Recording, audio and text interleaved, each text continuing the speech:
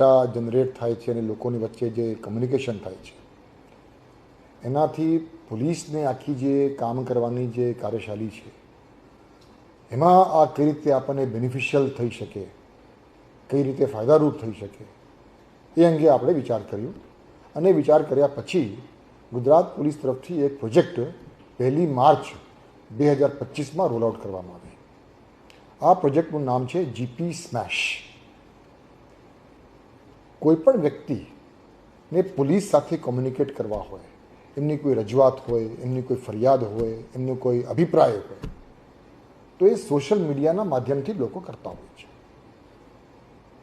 GP smash અંતર્ગત કોઈપણ વ્યક્તિ જ્યારે ગુજરાત પોલીસને અથવા ડીજીપી ગુજરાતને ટેગ કરી સોશિયલ મીડિયા ઉપર કોઈપણ કોમ્યુનિકેશન કરતા હોય તો આ કોમ્યુનિકેશનને તુરત જ ધ્યાનમાં લઈ એનાલાઇઝ કરી અને એનાલાઇઝ કર્યા પછી એમાં શું કામગીરી કરવાનું થાય અને એ કામગીરી કોણ કરે, એના માટે ડીજીપી ઓફિસ પોલીસ ભવનમાં એક જીપી સ્મેશ ટીમની રચના કરવામાં આવી.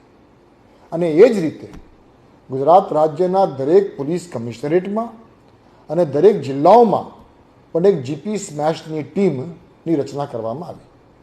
હવે દાખલા તરીકે કોઈ પણ વ્યક્તિ ડીજીપી ગુજરાતને અથવા ગુજરાત પોલીસના હેન્ડલ ઉપર કોઈ સોશિયલ મીડિયાના માધ્યમથી આપણને કોઈ માહિતી આપે અથવા કોઈ રજૂઆત કરે, કોઈ ફરિયાદ કરે, અને એ ફરિયાદ દાખલા તરીકે સુરેન્દ્રનગર જિલ્લાનું હોય, તો તુરત જ આપણી સોશિયલ મીડિયા હેન્ડલથી એસપી સુરેન્દ્રનગરને આપણે ટેગ કરી નાખીએ છીએ.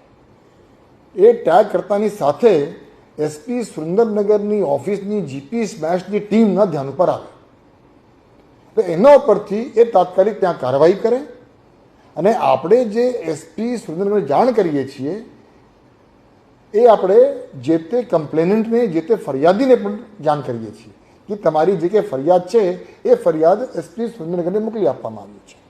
એના ઉપરથી એસપી સુરેન્દ્રનગર કે એસપી જુનાગઢ હોય કે પોરબંદર હોય, એ લોકો જે કંઈ કાર્યવાહી કરે એ કાર્યવાહી ત્વરિત પૂર્ણ કરી શું કાર્યવાહી કરવામાં આવી છે એની જાણ પણ સોશિયલ મીડિયાના માધ્યમથી ડીજીપી ગુજરાતને પણ કરે, ગુજરાત પોલીસ હેન્ડલને પણ કરે અને જે તે ફરિયાદીને પણ કરે. એટલે કોમ્યુનિકેશનની આખી જે ચેનલ છે સોશિયલ મીડિયાના માધ્યમથી એ ખૂબ ત્વરિત થઈ જાય અને આપણે આ કાર્યવાહી તુરત જ અને પરિણામલક્ષી થાય એના માટે આપણે જ્યારે ચાલુ કર્યું 1 માર્ચ 2025માં ત્યારથી લઈને અત્યાર સુધી આશરે 850થી વધુ ફરિયાદોનું નિકાલ અને રિઝોલ્વ આ જીપી સ્મેશના માધ્યમથી કરવામાં આવી છે. ખૂબ સારા સક્સેસ સ્ટોરીઝ છે.